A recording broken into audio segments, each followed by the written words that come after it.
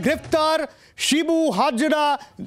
শিবপ্রসাদ হাজরা এখনো পর্যন্ত যে খবর পাওয়া যাচ্ছে এবং সেই জায়গায় দাঁড়িয়ে অত্যন্ত গুরুত্বপূর্ণ যে খবর আমরা চোখ রাখবো। এর আগে আমরা দেখেছি উত্তম তাকে গ্রেফতার করা হয়েছিল, কোথায় শিবু হাজরা, তাকে কেন গ্রেফতার করা হচ্ছে না, শিবপ্রসাদকে নিয়ে অনেক প্রশ্ন উঠেছিল। সেই জায়গায় দাঁড়িয়ে এখনো পর্যন্ত গুরুত্বপূর্ণ খবর, এই মুহূর্তের যে খবর, বড় খবর, গ্রেফতার শিবু হাজরাকে গ্রেফতার করা হয়েছে এখনো পর্যন্ত। আমরা আরও আপডেট নেওয়ার চেষ্টা করব।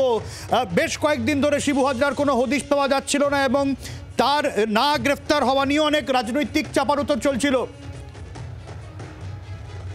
বিক্রম রয়েছেন আমাদের সঙ্গে। বিক্রম, কি আপডেট?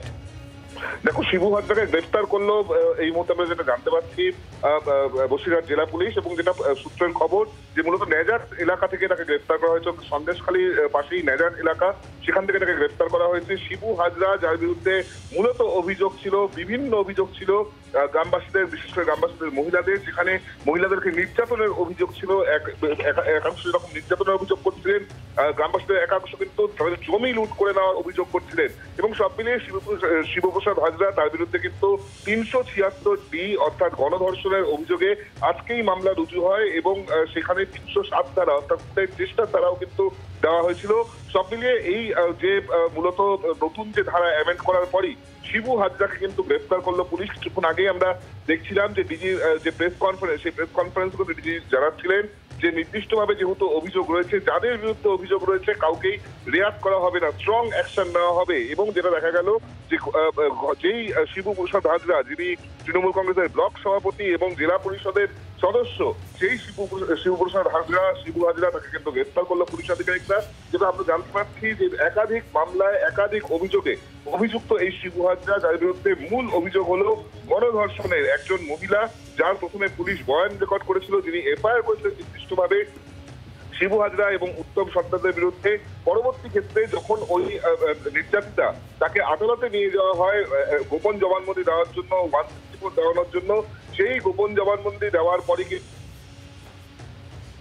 মূলত গণধর্ষণের অভিযোগে তারা মামলা রুজু করে পুলিশের তরফ থেকে। এবং সেই প্লেয়ার অ্যালাউ হওয়ার পর আজকে ডিজি সাংবাদিক সম্মেলন করার পর পুলিশের তরফ থেকে জানানো হচ্ছে যে শিবু হাজরা তাকে কিন্তু গ্রেফতার করলো পুলিশ আধিকারিক। আগামীকাল এই শিবু হাজরা তাকে কিন্তু বসিরহাট আদালতে পেশ করা হবে, যেখানে তার বিরুদ্ধে গণধর্ষণের অভিযোগ, একাধিক অভিযোগ, খুনের চেষ্টা সহ একাধিক অভিযোগে মামলা করা হবে। গ্রামবাসী মহিলারা কিন্তু প্রথম থেকেই তারা যে অভিযোগ করছিলেন, তাদের যে বক্তব্য ছিল যে দিনের পর দিন, বছরের পর বছর ধরে এই শিবু হাজরা, উত্তম সর্দার, শেখ শাহজাহানরা তাদেরকে কিন্তু রাত বিরতে পার্টি অফিসে ডেকে পাঠাতো, কখনো রাত্রি 10টা, কখনো রাত্রি 11টা। কিন্তু বিক্রম, আজকে আমরা দেখলাম পুলিশের তরফে একটা কড়া বার্তা গেল, গণধর্ষণের মামলা যুক্ত করা হলো এবং নেজার থেকেই গ্রেফতার, তার মানে এলাকায় ছিল সে।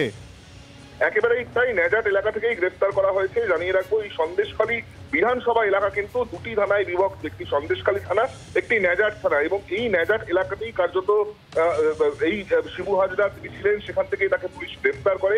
যেটা সব থেকে বড় প্রশ্ন উঠছিল যে এই শিবু হাজরার বিরুদ্ধে গুচ্ছ অভিযোগ ছিল মহিলারা কিন্তু রাস্তায় বাঁশ, লাঠি, ঝাঁটা নিয়ে পর্যন্ত নেমেছিলেন। পুলিশের দেখা যায় পুলিশের সঙ্গে তাদের কিন্তু বচসা পর্যন্ত হয়, এমনকি দিনের পর দিন তারা থানা ঘেরাও পর্যন্ত করেছিলেন হাতে লাঠি এবং বাঁশ নিয়ে। যেখানে মূল অভিযোগ ছিল এই শিবু হাজরা এবং উত্তম সর্দারদের বিরুদ্ধে, যেখানে শিবু হাজরা তিনি রাত বিরতে মহিলাদেরকে, গ্রামের মহিলাদেরকে পার্টি অফিসে ডেকে পাঠাতেন পার্টির মিটিং এর নাম করে, এবং সেখানেই সারা রাত ধরে নির্যাতন চালানো হতো। এমনটাই কিন্তু মহিলারা একেবারে অন ক্যামেরা তারা অভিযোগ জানিয়েছিলেন।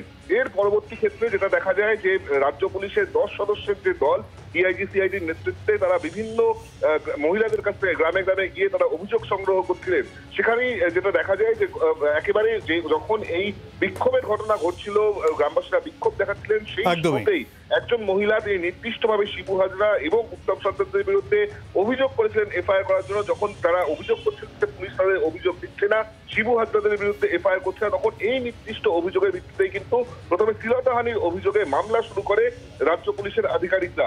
কিন্তু পরবর্তী ক্ষেত্রে যখন ওই নির্যাতিতাকে আদালতে গোপন জবানবন্দি দিতে নিয়ে যায় পুলিশ, আদালতে ম্যাজিস্ট্রেটের কাছে তিনি যে জবানবন্দি দেন, সেখানে কিন্তু ধর্ষণের যে তথ্য বা এলিমেন্ট সেটা পাওয়া যায়। এবং তারপরেই পুলিশ আধিকারিকরা গণধর্ষণের অভিযোগে 376D-তে মামলা রুজু করে এবং তার পরবর্তী ক্ষেত্রে দেখা যায় যে 307 অর্থাৎ খুনের চেষ্টার ধারাবাহিকতা সেখানে যুক্ত করা হয়। এরপরই শিবু হাজরা গ্রেপ্তার হয়। যেটা আমি বলছিলাম যে সব থেকে যেটা বড়সড় প্রশ্ন উঠছিল পুলিশের ভূমিকা নিয়ে, যেখানে দেখা যাচ্ছিল যে শিবু হাজরা তিনি সংবাদ মাধ্যমে বসে তিনি তার বক্তব্য রাখছেন, তার বিরুদ্ধেই মূল অভিযোগ, বিভিন্ন মহিলাদের অভিযোগ যে নির্যাতন চালানোর, তাদের পরিবারের সদস্যদেরকে মারধর করে মহিলাদেরকে আটকে রেখে তাদের উপরে অত্যাচার চালানো হতো রাতের পর রাত করে। এবং সেই শিবু হাজরা যখন সংবাদ মাধ্যমে তাকে দেখা যাচ্ছে, তারপরেও পুলিশ কেন তাকে খুঁজে পাচ্ছে না, পুলিশ কেন তার বিরুদ্ধে কোনো ব্যবস্থা নিচ্ছে না, যেখানে তিনি একাধিক মামলায় এফআইআর নেন, এই প্রশ্ন কিন্তু উঠতে শুরু করেছিল। বাংলার আওয়াজ, বাঙালির আবেগ, জি 24 ঘন্টা।